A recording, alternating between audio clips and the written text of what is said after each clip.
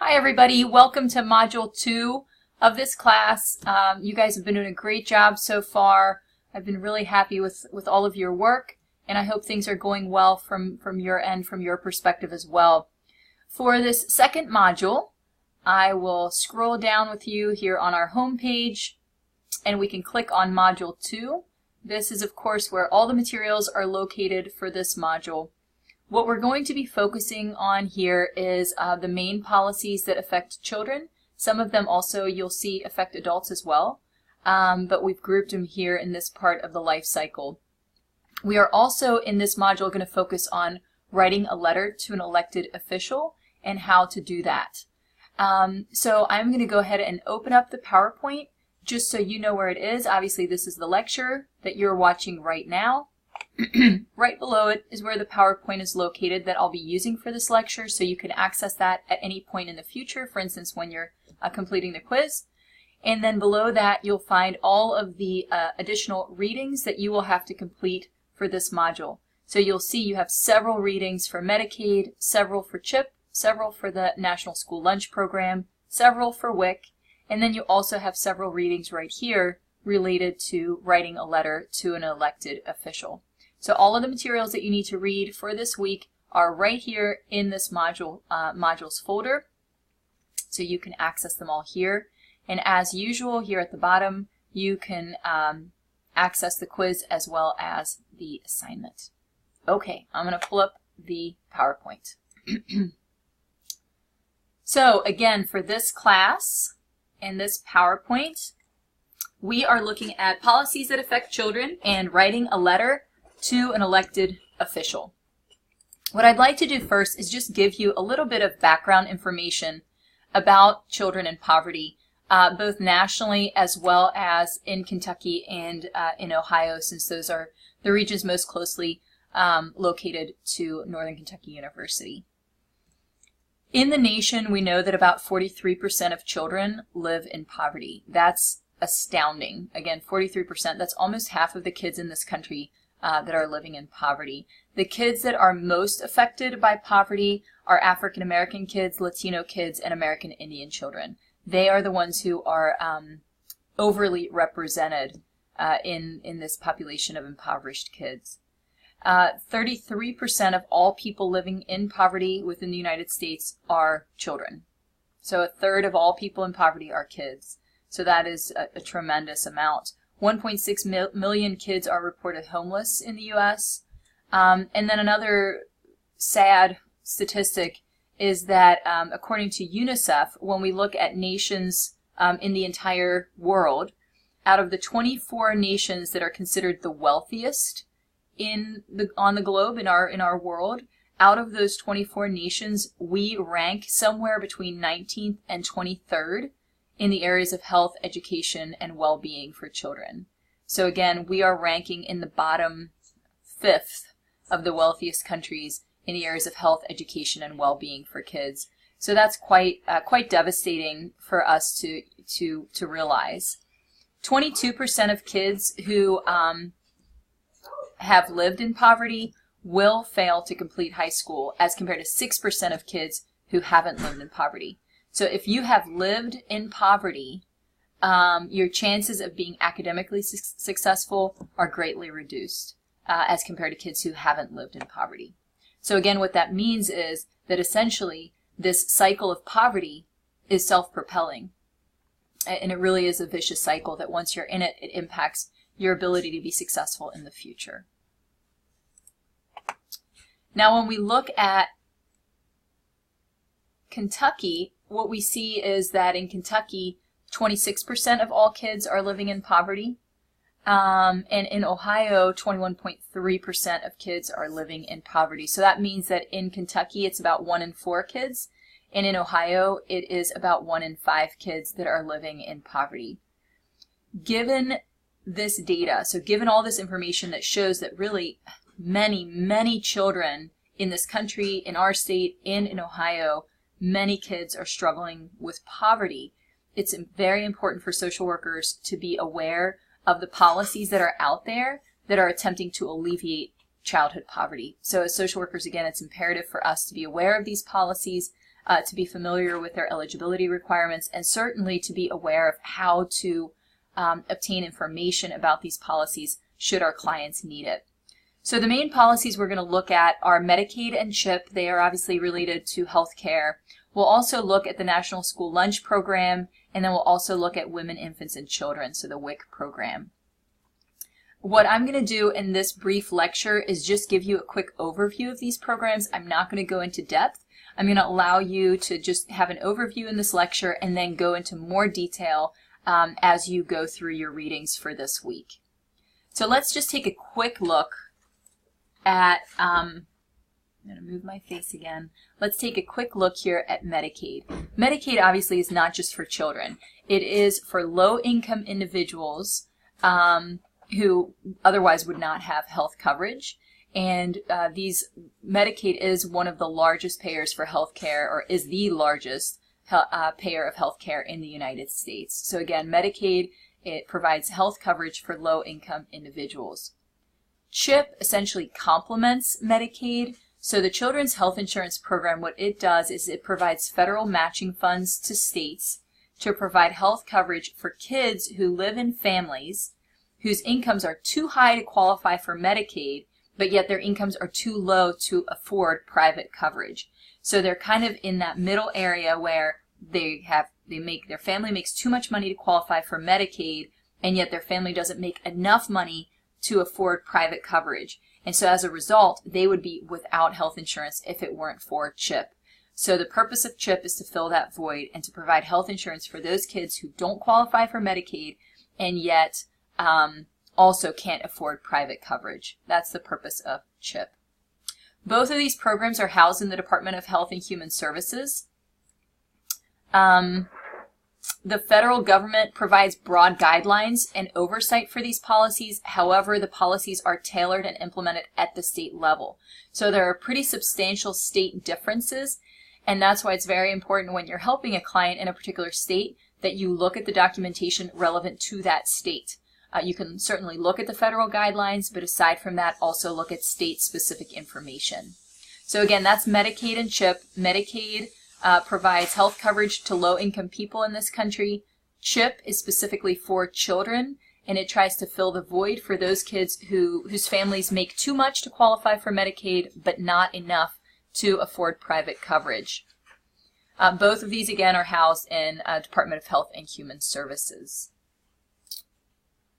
The National School Lunch Program is the next one that I'd like to give you a brief overview for. This program is housed in the Department of Agriculture, and the Department of Agriculture defines the National School Lunch Program as follows. It is a federally assisted meal program operating in public and nonprofit private schools and residential child care institutions. It provides nutritionally balanced, low-cost, or free lunches to children each day. The program was established under the National School Lunch Act, which was signed by President Harry Trump in 1946. So just to reiterate, looking at this definition, so the school lunch program can be implemented in public schools and nonprofit private schools, as well as residential child care institutions. So that's very important. Child care institutions can offer the National School Lunch Program. This program requires that the institutions provide nutritionally balanced meals, and depending on the income of the family will either pay no money or a very low nominal fee for these lunches. Again, the intent here is to ensure that the kids have a balanced meal that will then allow them to be hopefully successful in the school system as well. Then we're going to talk about Women, Infants, and Children, also known as WIC. This program is housed in the U.S. Department of Agriculture, and it defines this program as the Special Supplemental Nutrition Program for Women, Infants, and Children. It provides federal grants to states for supplemental foods, healthcare referrals, and nutrition education for low-income pregnant, breastfeeding, and non-breastfeeding postpartum women, and to infants and children up to the age of 5 who are found to be at nutritional risk. So there are a couple of things in this definition that I want to highlight. It provides 3 main services. So it provides supplemental foods, it gives healthcare referrals, and it provides nutrition education. Those are the 3 main things. So it doesn't just, WIC does not just provide supplemental foods. It provides other things as well, that being healthcare referrals and nutrition education. And then in terms of who can access WIC, so it's for low-income individuals, so it is means-based, so it's for low-income individuals who are either pregnant, who are breastfeeding, or individuals who have had a baby and who aren't breastfeeding, and also to infants and children up to age 5. So those are the people who are eligible. Again, pregnant women, women who are breastfeeding, women who have recently had a baby, even if they're not breastfeeding, and also for infants and kids up to age 5. Those are the populations who are eligible for WIC, again, depending on their income. It's for low-income individuals. Also, these individuals need to have been identified as being at nutritional risk, and that assessment is completed by a physician. So a physician has to document that these individuals are not only low income, but they're also at nutritional risk. So a doctor would simply sign off on that, saying that yes, this individual is at nutritional risk. Okay, so that is WIC. So again, these are the main policies that I want you to look at. So Medicaid, CHIP, the National School Lunch Program, and then WIC. Those are the ones that you'll be reviewing for this module. Aside from reviewing these different federal policies that impact kids, the other thing that we're doing this unit is looking at the letter to an elected official and how we write those letters to an elected official. If you recall, last module I showed you the same information, but it was in a bigger graph that had the 4 advocacy tools. Here I just included the information relevant to the letter to an elected official. So we're going to go into a little bit more depth on this, and you'll see in your reading materials there are reading materials related to how to write a letter to an elected official, because your assignment, your written assignment this week, is to create a letter to an elected official based on the social issue and policy that you have chosen. So again, when we think about a letter to an elected official, what is it, right?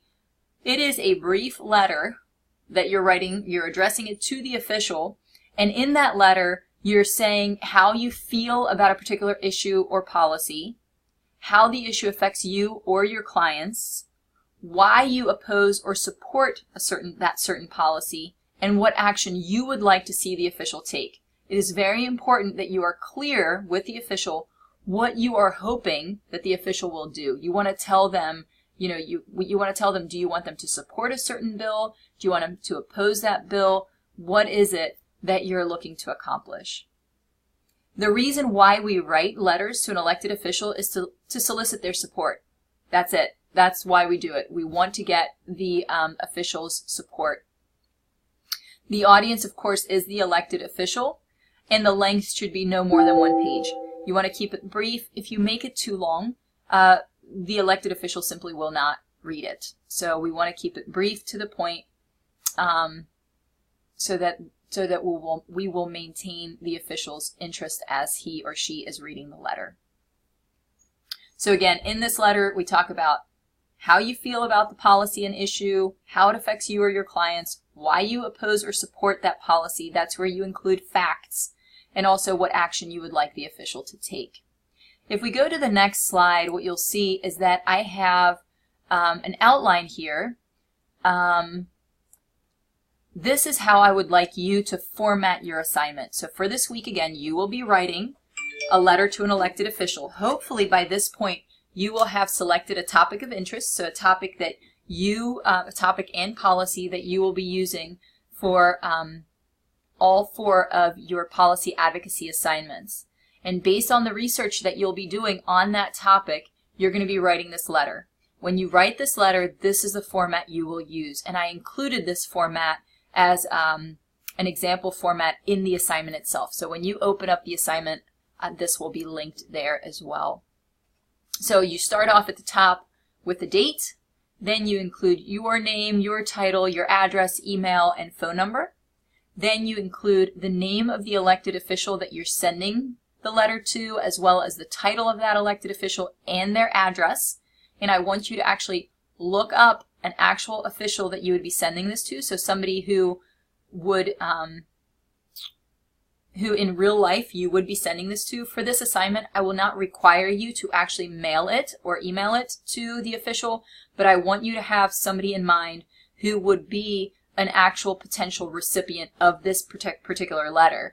So if it's, for instance, related to a policy on mandatory recess, that might go to the school board. If it's something related to state level sex ed policy, then it would probably go to the senator or the House representative.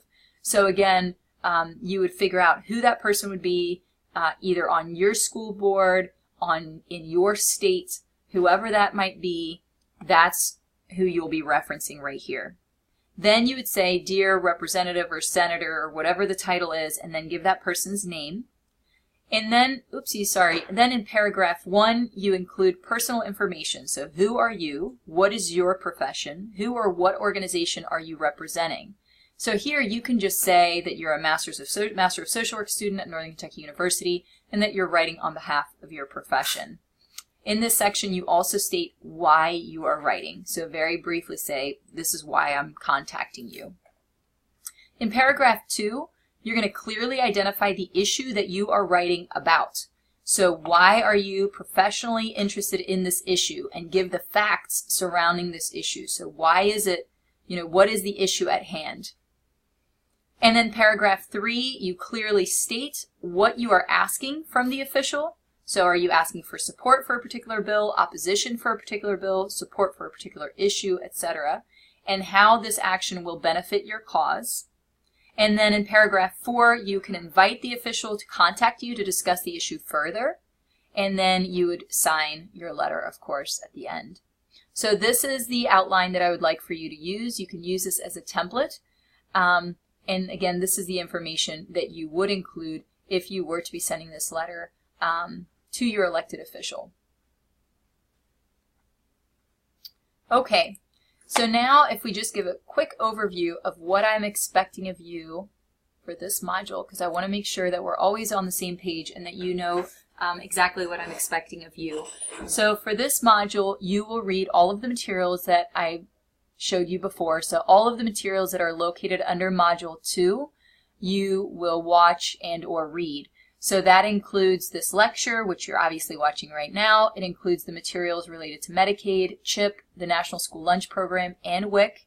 And then it also includes the advocacy tools materials that are related to writing a letter to an elected official.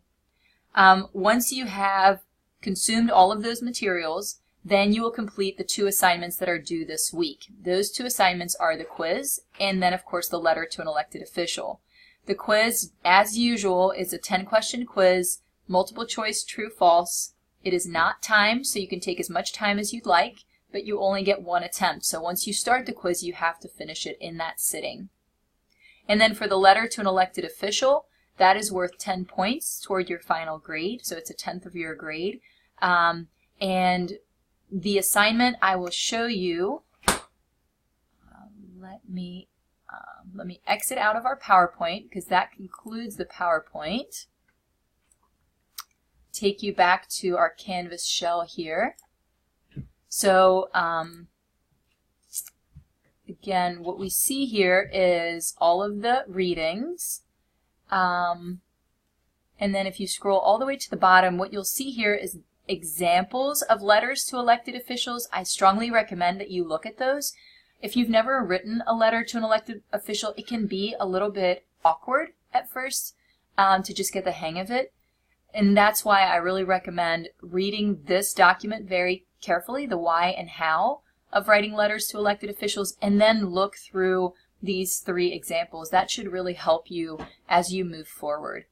And if you then click on the assignment, whenever you're ready to complete it, you'll see that I've provided additional detail here about what you need to do and what I'm expecting of you. Again, I've linked the examples here as well.